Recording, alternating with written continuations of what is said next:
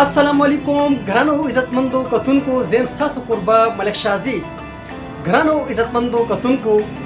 دا نانې پورم چې زمون کم یو دی هغه ملګرو د فار دی کم چې د ډرامو فلمونو شوقیان دي ډرامي فلمونو ته انتظار کوي چې اختر په موقع باندې به کومه ډرامه راځي کم فلم به راځي آیا شو به لګي که نه به لګي هغه ملګرو د پردا موږ کړی دی چې موږ ته پرسنل کې راځي زموږ نه معلومات ترلاسه کوي دا پوره موږ عاید لپاره کړی دی او دا معلومات به موږ چې نن د چا نه ترلاسه کوو هغه د هېڅ تعارف محتاج نه دی هغه زموږ خوږ ورور کچکول خان دی چې پېښور سره تعلق ساتي ډایرکټر هم دی پروډوسر هم دی هنرمند هم دی نو هغې سره معلومات وي نو هغه معلومات به موږ د هغې نه ترلاسه کوو او تاسو سره به شریک کوو نن موږ سره لاین باندې کچکول خان موجود دی ورځو هغوی طرف ته هغوی سره په دې موقع باندې خبرې ترې کوو السلام علیکم کچکول بھائی څنګه خیر د خیر صحتونه مو ښه دي عزیب صاحب السلام علیکم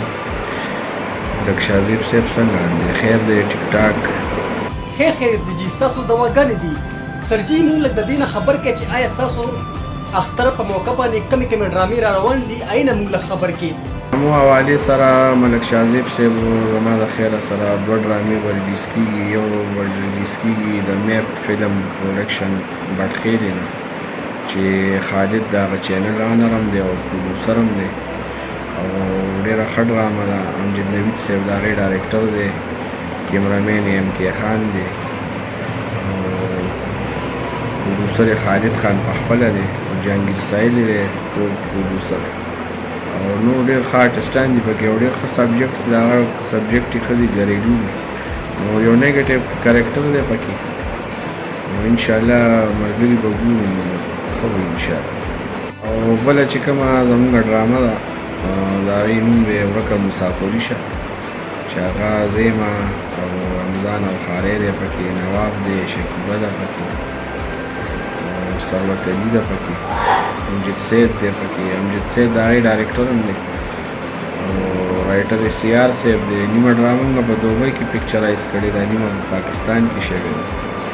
نو به ریلیز کېږي د پښتون سینما نه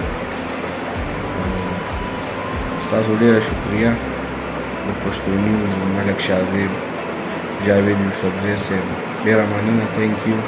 کچکول صاحب زه به یو خبره وکړم موږ ستاسو څه ویډیوګانې پکچر کتلو چې یک جهانګیر خان صاحب هم ناست و ارباز خان هم ناست و اسف خان هم ناست و څه پکچر ورکړل شو شوټینګ و ډرامې آیا دا ډرامه د ایوټي خیبر ته به تیارېده او دې نامه سره دا راسره لږ شریک کړي کلایمکس په نوم باندې ایوټي خیبر نه به آنیر کېږي په اختر کې منتظم شاه صاحب د هغې ډایرکټر دی جنریس صاحب رایټر دی او شهید نور صاحب کیمرامین دی او اسسټنټ یې چې کوم دی نو مزمل دی او ډېر ښه آرټسټان دي پکې د فلم انډسټرۍ باندې جوړه ده او ارباز صاحب دی پکې جهانګیر خان دی پکې آصف خان صاحب دی پکې شهناز میډم دی پکې او هغې کې زما یو ډېر منفرد کردار دی چې انشاءالله ډرامه راشي نو بیا به ګورئ خوند به درکوي ده کچکول بھائی دا راته ووایه چې تاسو په اختر کې شو شتې که نه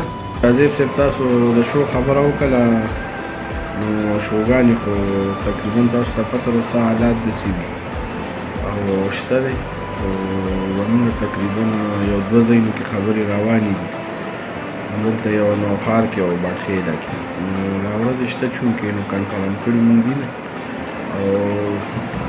یو ریډیو والا راته وینا کړې وه نن په هغه لا ما پینډینګ کړی دی ما ورته ویلي چې یار ورېږه زه حالاتو ته وګورم نو بیا به